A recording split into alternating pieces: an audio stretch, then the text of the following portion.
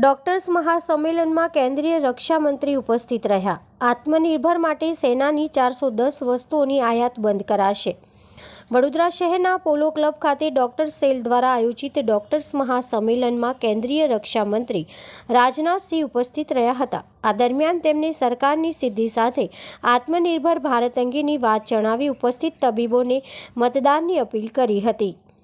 समस्त वैष्णव वणिक परिवार द्वारा पूर्व અને પશ્ચિમ ઝોનમાં મતદાન જાગૃતિ સંમેલનનું આયોજન કરવામાં આવ્યું હતું, જેમાં રક્ષા મંત્રી રાજનાથસિંહે પોતાના વક્તવ્ય થકી લોકોમાં મતદાન પ્રત્યે જાગૃતતાનો પ્રયાસ કર્યો હતો। જ્યારે પોલો ક્લબ ખાતે ડોક્ટર સેલ સંમેલનનું આયોજન કરવામાં આવ્યું હતું। આ પ્રસંગે રાજનાથસિંહે કહ્યું હતું કે ભાજપના શાસનમાં આંતરરાષ્ટ્રીય સ્તરે દેશનું સન્માન વધ્યું છે। અચાનક કોરોનાનું આક્રમણ થતાં તબીબો ચિંતિત બન્યા હતા, પરંતુ ગણતરીના સમયમાં કોરોના કાબૂમાં લાવતા વર્લ્ડ હેલ્થ ઓર્ગેનાઇઝેશન પણ બિરદાવ્યું હતું। યુક્રેન યુદ્ધમાં દેશવાસીઓને બચાવ્યા તે નાની સિદ્ધિ નથી। 2047 સુધીમાં દેશ વિશ્વની ટોપ ઇકોનોમિક બને તે નવાઈ નથી। સેનામાં હથિયાર સાધનો હવે દેશમાં જ નિર્માણ થઈ રહ્યું છે, જેનું વિશ્વમાં પણ વેચાણ થશે। સેના માટે 410 ચીજ વસ્તુઓનું લિસ્ટ બનાવ્યું છે, જે અન્ય દેશમાંથી ખરીદવાનું બંધ કરાશે। દેશની અસ્મિતાનું પ્રતીક મહાત્મા ગાંધી અને સરદાર વલ્લભભાઈ પટેલ છે, જ્યારે ગુજરાતના ગૌરવનું પ્રતીક નરેન્દ્ર મોદી છે। ભ્રષ્ટાચાર અંગે કહ્યું હતું કે રાજીવ ગાંધી ભ્રષ્ટાચાર મામલે લાચાર બન્યા હતા। કરપ્શન રોકવા સિસ્ટમમાં બદલાવ જરૂરી છે। હાલ ભ્રષ્ટાચાર નાબૂદ થયો નથી, પરંતુ હવે બદલાવ જરૂર આવ્યો છે। बहनों भाइयों, फैसला आपके हाथों में है।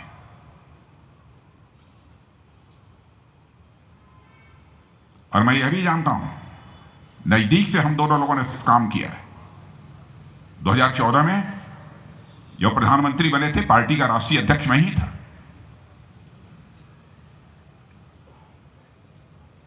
और मैंने तो राष्ट्रीय अध्यक्ष बनने के 2-3 महीने पहले ही एक अपने इंटरव्यू में कह दिया था कि हम लोगों का जो लाट है, जो हम लोगों का समूह है 3-4 लोगों का, उसमें प्रधानमंत्री बनने लायक कोई है तो हमारे गुजरात के मुख्यमंत्री नरेंद्र भाई मोदी बनने लायक।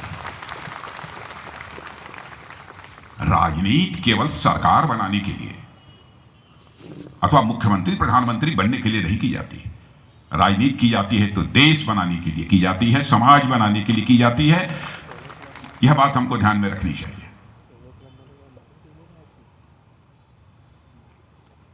आर्थिक फ्रंट पर, इकोनॉमिक फ्रंट पर ही हम देखें, करिश्मा हुआ है मेरे बहनों भाइयों, करिश्मा हुआ है। जो भारत अर्थव्यवस्था के आकार, इकोनॉमी की साइज के मामले में 10वें और 11वें स्थान पर खड़ा था, उसको 6-7 वर्षों में इसी गुजरात की धरती पर पैदा हुए, गुजराती मां की कोख से पैदा हुए नरेंद्र भाई मोदी ने लाकर दुनिया की टॉप 5 कंट्रीज में खड़ा कर दिया। क्या चाहिए? करिश्मा नहीं है तो क्या है?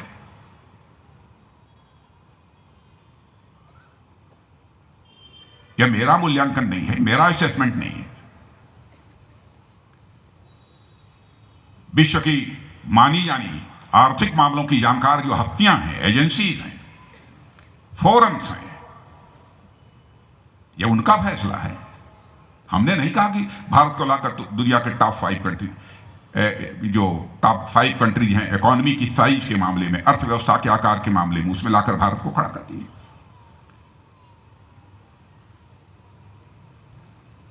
और मैं इतना विश्वास दिलाना चाहता हूं आपको, मुझे लगता है, हो सकता है त्रुटि है, अनुमान के आधार पर ही आधारित है, भारत जिस दिशा में तेजी से आगे बढ़ रहा है, यदि ऐसे ही चलता रहा मेरे बहनों भाइयों, तो मैं दावे के साथ कहता हूं कि भारत 2030 आते आते दुनिया की टॉप 3 इकोनॉमी में आकर खड़ा हो जाए, दुनिया की 3 बड़ी अर्थव्यवस्थाओं में आकर खड़ा हो जाए।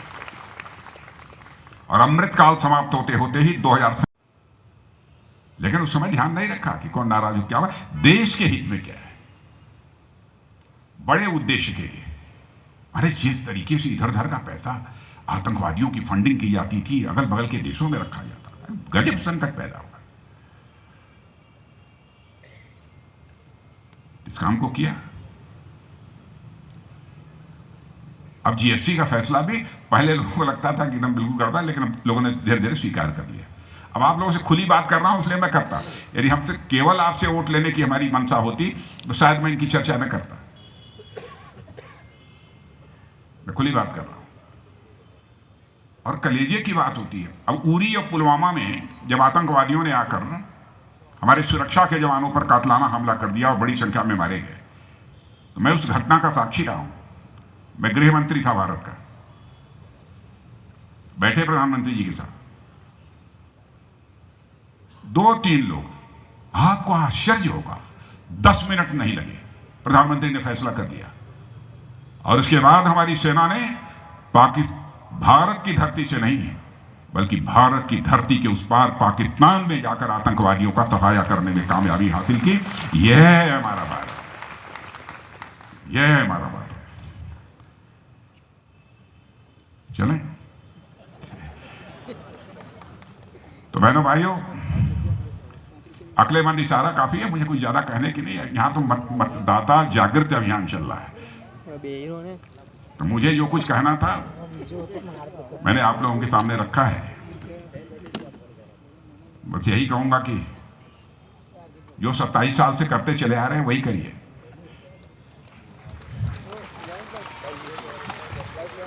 और वैसे राजनीतिक विश्लेषक और चुनावी विश्लेषक मानने लगे हैं इस बार की जो सरकार बनने जा रही है भारतीय जनता पार्टी की, सारे पिछले रिकॉर्ड टूट जाएंगे, क्योंकि कोई राजनीतिक पार्टी अपना अस्तित्व बचाने के लिए लड़ रही है, तो कोई राजनीतिक पार्टी अपनी उपस्थिति दर्ज कराने के लिए लड़ रही है। एक ऐसी भी राजनीतिक पार्टी है, आपने देखा होगा, एक राजनीतिक पार्टी है जिसने कहा है कि आप उनका नाम है, उनके नेता ने कहा है कि मैं भविष्यवाणी करता हूं कि गुजरात में आपकी सरकार बनेगी। अब आप जानते हैं कैसे बनेगी, तो मैं भविष्य वक्ता तो नहीं हूं। जो आपके उम्मीदवार हैं सुलझे हुए हैं, अनुभवी हैं, पार्षद के रूप में भी जनता की सेवा करने का इन्हें अवसर प्राप्त हुआ है। और हमारे योगेश भाई, श्री अवनीबेन स्टाम्प वाला नाम क्यों पड़ गया अवनीबेन? अच्छा, ये हमारी कारपोरेटर हैं। और श्री संगीताबेन चौकसी, ये भी कारपोरेटर हैं। और इस सभा में मौजूद मेरे सभी सम्मानित बहनों एवं भाइयों, थोड़ी ही देर आप सबके बीच रहना है, क्योंकि इसके बाद 2 और कार्यक्रम हैं और हर कार्यक्रम स्थल, एक कार्यक्रम स्थल से लगभग 20-25 मिनट की दूरी पर है। इसलिए ज्यादा से ज्यादा मैं 15 मिनट ही आप सब लोगों के बीच में अपना विचार व्यक्त करूंगा। अब सीमाबेन ने कहा कि यहां पर मतदान जागृत अभियान ये चल रहा है, तो आप सब जागरूक लोग हैं, आप लोगों को ज्यादा जागृत करने की जरूरत नहीं है। स्वस्थ लोकतांत्रिक व्यवस्था में मतों का क्या महत्व होता है, मतदान क्यों करना चाहिए, आप में से बहुत सारे ऐसे लोग बैठे होंगे जो मुझसे बेहतर जानते हैं, क्योंकि आपका एक वोट इस देश की दशा भी बदल सकता है और इस देश की दिशा भी बदल सकता है। यह है अहमियत है। सीमाबेन ने कहा, मतदान जागृति अभियान की बात तो हमारे अध्यक्ष जी विजय शाह जी ने कही। और सीमाबेन ने कहा कि अब हमारे रक्षा मंत्री जी आए हैं और हम लोगों का मार्गदर्शन करेंगे। मैं तो इतना ही अनुरोध करूंगा, पिछले 27 वर्षों से जिस मार्ग पर चलते रहे हैं आप, जिस मार्ग का आप दर्शन करते रहे हैं, इस बार भी उसी मार्ग का दर्शन कीजिए। मार्ग से हटिएगा मत, क्योंकि आपने देखा जिस मार्ग पर आप चले हैं, और आपने यहां भी सरकार बनाई है, केंद्र में भी आपने सरकार बनाई है, कौन इस सच्चाई को नकार सकता है कि मोदी जी के भारत का प्रधानमंत्री बनने के बाद अंतर्राष्ट्रीय जगत में भारत की प्रतिष्ठा बढ़ी है, भारत का कद ऊंचा हुआ है। अंतर्राष्ट्रीय मंचों पर भारत पहले कुछ बोलता था तो उसकी बातों को जिस गंभीरता पूर्वक लिया जाना चाहिए नहीं लिया जाता था। लेकिन आज यदि अंतर्राष्ट्रीय मंचों पर भारत कुछ बोलता है, सारी दुनिया कान खोलकर सुनती है कि भारत क्या बोल रहा है। यह भारत की हैसियत बनी है। बनाने का संकल्प है हमारे प्रधानमंत्री का, अपने पैरों पर खड़ा होगा। अभी रक्षा सामग्रियों की बात कर रहे थे, बंदूकें, राइफल, तोप, गोले, बारूद, मिसाइल, फैसला कर लिया हम लोगों ने।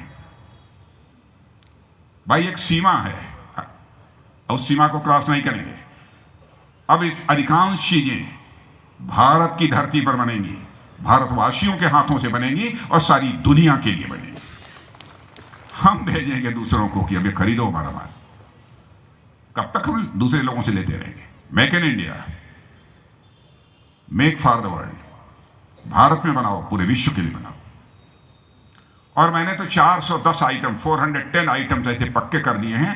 कुछ आइटम 2023 के बाद, कुछ 2024, 2025 के बाद हम किसी भी सूरत में दुनिया के किसी देश से इंपोर्ट नहीं करेंगे, भारत में बनाएंगे। हमारी public sector undertakings, Bharat electronic limited, dynamic limited, ये सब जानते होंगे आप, HAL, इनको भी कह दिया 2500 से 3000 ऐसे आइटम्स, RLUs, क्या सब बनेंगे यही, बाहर से नहीं आएंगे। भारत की ताकत इसी से बढ़ेगी ना। अब लोग आकर कहते हैं हमारा हथियार ले लीजिए, तब हम लोग जाकर कहते हैं हमारा 2 साल में तैयार जार, हमारा हथियार ले लीजिए, हमारा माल लीजिए। हम आपका कब तक लेते रहे? तो मेरे बहनों भाइयों, भारत तेजी से आगे बढ़ रहा है। और प्रधानमंत्री की एक खासियत और है जिसकी मैं चर्चा करना चाहता हूं। आप असहमत हो ताली मत बजाइएगा, सहमत हो तो ताली बजाइएगा। कलेजा मजबूत है, प्रधानमंत्री का कलेजा मजबूत है। राजनीतिक क्षेत्र में बहुत सारे लोग होते हैं कि ऑप्टिक्स और पॉलिटिक्स को ध्यान में रखकर फैसले करते हैं, यानी इससे हमारा राजनीतिक लाभ होगा या हानि होगी, इस आधार पर फैसले करते हैं। लेकिन हमारे प्रधानमंत्री हैं, उनको लग गया कि देश के हित में है तो फैसला कर देंगे, चाहे उससे राजनीतिक लाभ हो या हानि हो। मैं जानता हूं आप लोगों को भी कुछ पीड़ा हुई होगी, कुछ कदम ऐसे रहे, कुछ से हुई होगी। मुझे याद है जिसमें डीमोनेटाइजेशन, विमुद्रीकरण, डीमोनेटाइजेशन का फैसला हुआ था, अच्छी तरह मुझे मालूम है। आप में से बहुत सारे लोग हमारे मित्र हैं। स्वाभाविक है, हर भारतवासी का सीना चौड़ा होता है यह देखकर। डिफेंस मिनिस्टर होने के नाते दुनिया के कई देशों में प्राय हर महीने 1.5 महीने पर मुझे विदेश यात्रा भी करनी होती है। वहां के डिफेंस मिनिस्टर से जहां भेंट होती है, वहीं पर प्रेसिडेंट, प्राइम मिनिस्टर, इन लोगों के साथ भी बातचीत करने का अवसर मिलता है। मैं बहनों भाइयों, राजनीतिक क्षेत्र में काम करते हुए भी मैं ऐसी कोई बात नहीं बोलूंगा जो सत्य से परे हो, क्योंकि सब लोग जानते हैं मैं बहुत संभल कर सार्वजनिक सभाओं में भी बोलता हूं। जब दुनिया के प्रेसिडेंट और प्राइम मिनिस्टर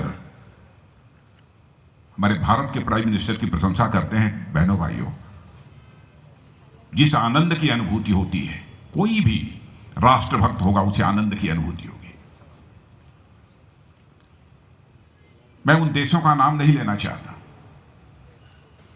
किन लोगों ने क्या कहा है, कैसे प्रशंसा की है। अब कोरोना का संकट था। कोरोना के संकट में जिस तरीके से इस महामारी को हैंडल करने के लिए हमारे प्रधानमंत्री ने कदम उठाया है, आप कहेंगे कि आप उस राजनीतिक पार्टी के हैं, आप मंत्री हैं उनके मंत्रिमंडल के, इसलिए आप सराहना कर रहे हैं। मैं ही सराहना नहीं कर रहा हूं, वर्ल्ड हेल्थ ऑर्गेनाइजेशन, विश्व स्वास्थ्य संगठन ने यदि किसी देश की और किसी प्रधानमंत्री की इस पैंडेमिक को, इस महामारी को हैंडल करने में सराहना की है, तो केवल और केवल भारत के प्रधानमंत्री और आपके चहेते नरेंद्र भाई मोदी की है। आप कल्पना करिए, उसमें ऑक्सीजन सिलेंडर नहीं था, वेंटिलेटर्स नहीं थे, दवाएं नहीं थी, वैक्सीन नहीं था। 3-4 महीने के अंदर चित्र बदलने लगा और हालात ऐसे पैदा हो गए 6 महीने के अंदर ही कि हम वैक्सीन भारत की धरती पर बनाने लगे, भारतीयों के हाथ से बनने लगे। भारतवासियों की आवश्यकताओं को हमने पूरा किया और जरूरत पड़ी तो दुनिया के 100 देशों को भी हमने वैक्सीन मुहैया कराने का काम किया था। यह है भारत, यह है भारत। भारत की हैसियत को हमको समझना पड़ेगा। सारी दुनिया यह मानती है। मैं इस बार आसियान देशों का सम्मेलन था जिसमें कि 8 प्रमुख देश उसमें शामिल थे। मैं कंबोडिया गया था। इन सारे देशों के लोग आए थे। बाद में तो आता उस एक्सटेंडेड स्वरूप, संभावना को भी नकारा नहीं जा सकता। मैं दावा नहीं कर रहा हूं, इस पॉसिबिलिटी को भी रूल आउट नहीं किया जा सकता है कि भारत दुनिया की सबसे बड़ी अर्थव्यवस्था बनकर खड़ा हो जाए, अमेरिका और चीन पीछे छूट जाए। इस संभावना को भी नकारा नहीं जा सकता। This possibility can't ruled out. 2047 तक की बात मैं बात कर रहा हूं, लेकिन देश जिस दिशा में चल रहा है उसी दिशा में चलता रहे, यह तभी संभव है। कानून और व्यवस्था के मामले में तो मुझे कुछ कहना नहीं है। यदि किसी भी राज्य का अथवा देश का विकास होना है तो विकास की पहली शर्त होती है चुस्त दुरुस्त कानून व्यवस्था, लॉ एंड ऑर्डर का चुस्त दुरुस्त होना, ठीक होना। यहां है इसलिए कि एक बार दंगा हो गया तो उसके बाद किसी ने दंगा करने की हिम्मत नहीं की। यही होना चाहिए ना।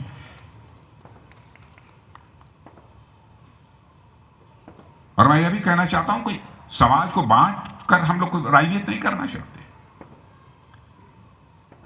हमारी हिंदुत्व की विचारधारा तो ऐसी विचारधारा है कि भारत की सीमा में रहने वाले लोगों को ही हमने परिवार का सदस्य नहीं माना है।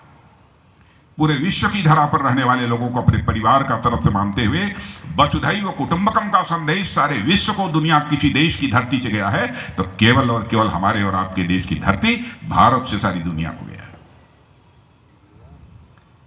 अद्भुत है भारत,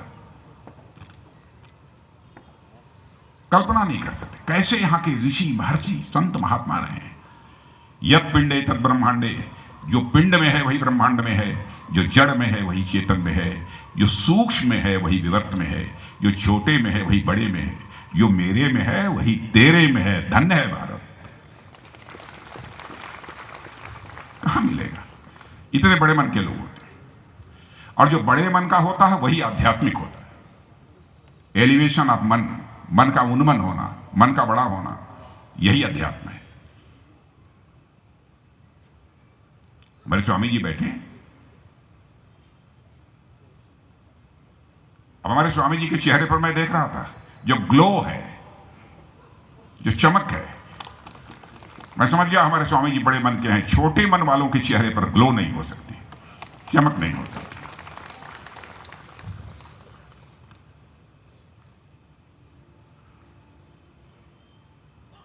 तो मैंने भाई अब ज्यादा मैं बोलूंगा तो गड़बड़ होगा।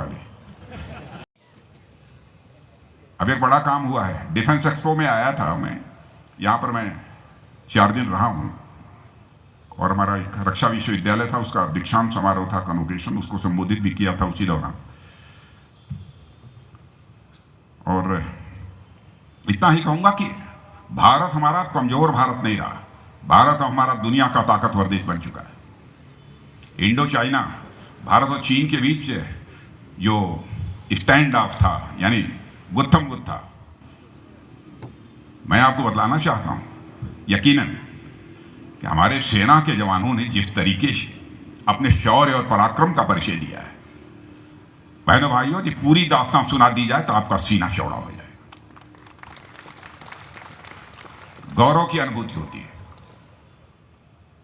अब पड़ोसियों को भी बात समझ में आ गई है, बस पहले वाला भारत नहीं है, भारत बदल चुका है। ये हो गया है। एक और मूल्यांकन आप करिए। रूस और यूक्रेन के बीच युद्ध अभी चल ही रहा है पिछले 9 महीने से।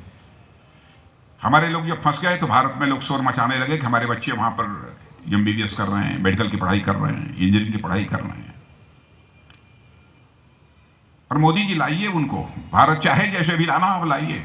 दुनिया का कोई देश अपने बच्चों को वहां से नहीं निकाल पाए। लेकिन मोदी जी लाइए। बारे मोदी जी, काम आसान नहीं था। तो मोदी जी ने टेलीफोन घुमाया और कहा, हेलो बाइडेन जी, हेलो मिस्टर पुतिन, रूस के प्रेसिडेंट से, हेलो मिस्टर जेलेंस्की, यूक्रेन के प्रेसिडेंट से। तीनों प्रेसिडेंट से बात किया, तीनों इस बात पर राजी हो गए कि नहीं, कुछ घंटे के लिए युद्ध रोक दिया जाएगा और भारत के जवानों को भारत वापस होने दिया जाएगा। यह है भारत, यह है भारत। तो इसका नेतृत्व करने वाले शख्स के हाथों को मजबूत नहीं बनाया जाना चाहिए। और वडोदरा का जहां तक सवाल है, बहुत काम हुआ है, मैं उन सब चीजों की चर्चा नहीं करना चाहता, विजय भाई करेंगे इसको। बहुत काम हुआ है। अब यही यूरोपियन कंपनी एयरबस और टाटा के साथ जो कुछ भी हुआ है, जो फैसला किया है, यहां पर प्लेन बनेगी, हवाई जहाज बनेगी। वैसे हमारे विजय भाई पहले से ही उड़ने वाली चीज बनाते रहे हैं, अब भी बनाते हैं, लेकिन इनकी उड़ने वाली चीज हल्की है, भारी चीज आ रही है, हवाई जहाज यही बनेगी मेक इन इंडिया के अंतर्गत। 18 देशों के लोग थे। एक प्रस्ताव मैंने वहां आसियान के सम्मेलन में प्रस्तुत किया था। बहनों भाइयों, आपको जानकर आश्चर्य होगा कि मेरे प्रस्ताव का समर्थन तो किया ही लोगों ने, लेकिन प्रस्ताव का समर्थन करते हुए हर वक्ता ने भारत की तारीफ की है और भारत के प्रधानमंत्री की तारीफ की है। यह सब तो ऑन रिकॉर्ड है। मैं प्रेस के दोस्तों से भी कहूंगा, मेरी कोई बात गलत हो, आप टेलीविजन पर चला दीजिएगा, मैं उसका स्वागत करूंगा। मीडिया में से छाप दीजिएगा, मैं उसका स्वागत करूंगा। क्योंकि जिंदगी में यदि हमने राजनीति की है तो जनता की आंखों में धूल झोंक कर राजनीति नहीं की है, जनता की नजरों में नजर डालकर राजनीति की है। तो यह भारत का कद बढ़ा है सारी दुनिया की नजरों में।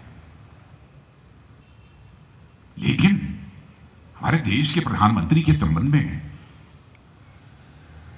और एक बहुत पुरानी पार्टी, उसके वरिष्ठ नेता जब अपशब्दों का प्रयोग करते हैं, रावण कहते हैं, नीच कहते हैं,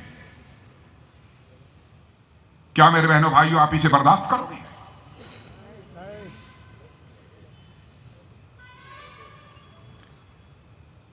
जिस देश के प्रधानमंत्री की सराहना सारा विश्व कर रहा है, और एक ऐसी राजनीतिक पार्टी जो अपशब्दों का प्रयोग कर रही है, इतनी पुरानी राजनीतिक पार्टी है कांग्रेस। इस सच्चाई को समझना चाहिए। प्रधानमंत्री व्यक्ति ही नहीं है, प्रधानमंत्री स्वयं में संस्था है, इंस्टीट्यूशन है। हेल्दी डेमोक्रेसी में, स्वस्थ लोकतांत्रिक व्यवस्था में सभी को संस्थाओं की इज्जत करनी चाहिए, तभी लोकतंत्र की सेहत दुरुस्त रह सकती है। इतनी राजनीतिक पार्टी पुरानी होकर भी आप शब्दों का प्रयोग कर रहे हैं।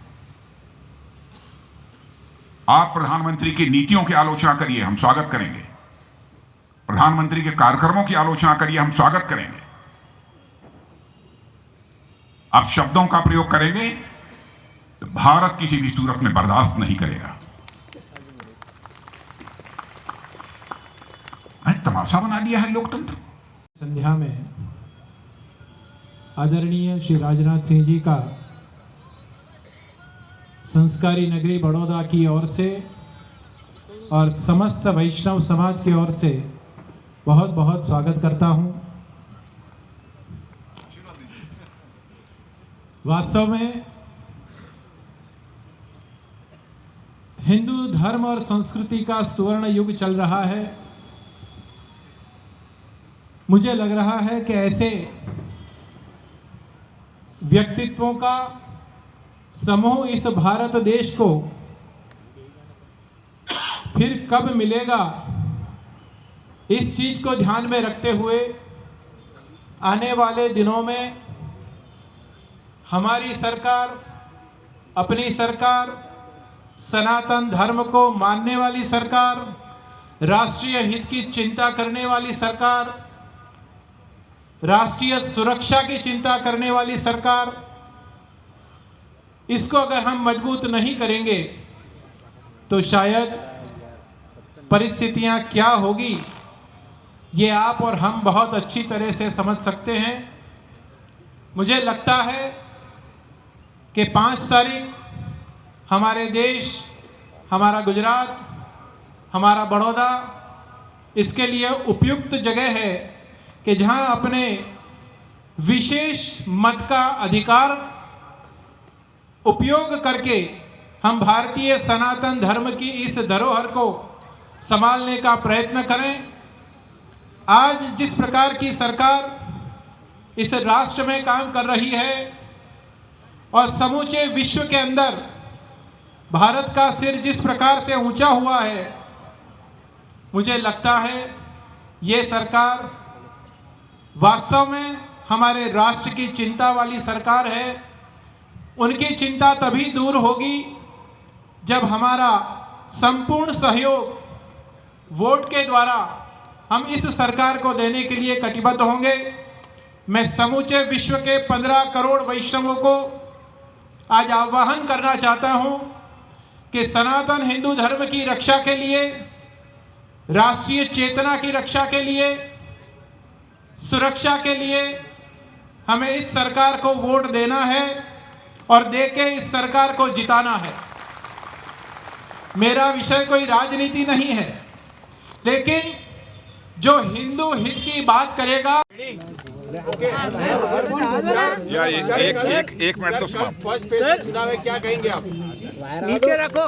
मैं केवल फर्स्ट स्टेज के बारे में नहीं कहना चाहता हूँ, बल्कि सेकंड स्टेज के बारे में भी कहना चाहता हूँ। अरे यार भारतीय नीचे जनता आना। पार्टी को 2/3 से अधिक सीटों पर विजय प्राप्त गुजरात में होने जा रही है, नीचे रखो क्योंकि यार। भारतीय जनता पार्टी ने गुजरात की राजनीति में ही नहीं बल्कि भारत की राजनीति में एक अपनी विश्वसनीयता, अपनी क्रेडिबिलिटी स्थापित करने में कामयाबी हासिल की है। भारतीय जनता पार्टी पर लोगों का विश्वास है, भरोसा है। ये एक ऐसी पार्टी है जो कहती है उसे करती है, यानी इसके शब्दों पर और इसकी क्रिया में, इसके वर्ड्स और डीड्स, इन दोनों में कोई अंतर नहीं रहता है। इसलिए जन सामान्य का विश्वास इस मामले में हमको प्राप्त हुआ है। सर मोदी जी को